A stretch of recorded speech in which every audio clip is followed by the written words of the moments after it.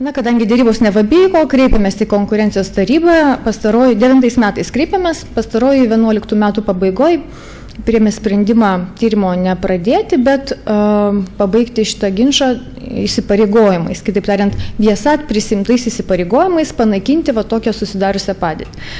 Dėjome vilčių, kad galbūt tas įpareigojimas vis dėlto yra realus ir mes galėsime nusipirkti ir įsigyti, turėti tą kanalą, bet šiandien jau yra gegužės pabaiga, tuoj bus vasara, to kanalo mes neturime ir dėrybos vyksta, na, sakykime, vangiai. Jeigu kovo mėnesį mes išsiunčiam savo poziciją ir po 2 mėnesių tik gaunam atsakymą, kad daug kas netinka.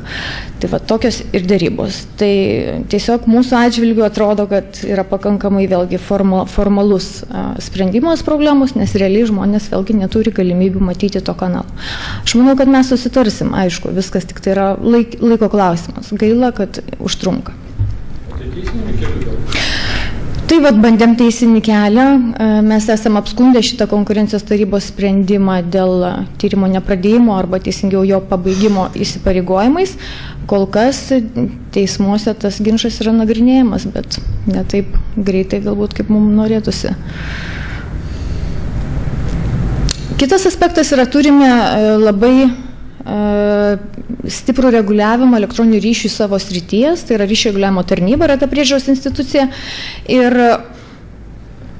galiu pasakyti tiek, kad tarkim nuo 2003 metų Europos komisija rekomendavo reguliuoti apie 18 rinkų, taip, iš jų didmeninės ir mažmeninės.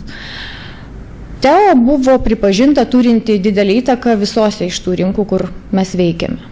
Ką tai reiškia? Tai reiškia, kad jeigu esi pripažįstamas turinčių didelę įtaką atitinkamoje rinkoje, tau uždedami atitinkami įpareigojimai. Tai yra, bet įsivaizduokite, turim verslą, bet negalim laisvai nustatyti kainų. Taip, turime kainas grįsti sąnaudom, įskaitant protingą investicijų grąžą, bet nedaugiau.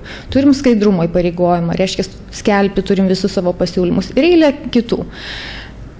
Taigi, tikėjomės, kad laikui bėgant tas dereguliavimas vis dėlto bus realus, nedeklaratyvus, nes ir Europos komisija pati 2007 metais pasiūlė tą sąrašą sutrumpinti iš 18 rinkų iki 7.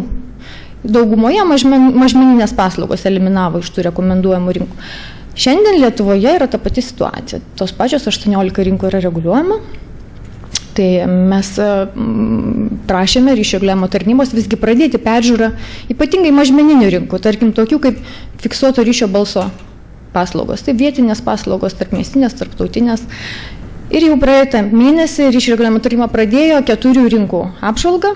Tai galvojame, kad čia va šitą skaidrę, apie kurią aš kalbu, galvojame, kad galbūt pavyks iš tiesų ryšių reguliavimo tarnybai pamatyti, kad konkurencija yra, kad reguliuoti mažmeninių kainų vartotojam galbūt nebėra jau ir prasmės. Tai reiškia TEO didesnį lankstumą siūlyti savo kainodarą klientams. Na ir įdomiausia dalis turbūt yra, kas yra naujo, tai yra nuo sausio 1 dienos TEO privalo suteikti prieigą prie savo plačiajuosčio ryšio tinklo. Tai yra tai, ką rodė Nerijus, tai yra mūsų 330 milijonų litų investicijos.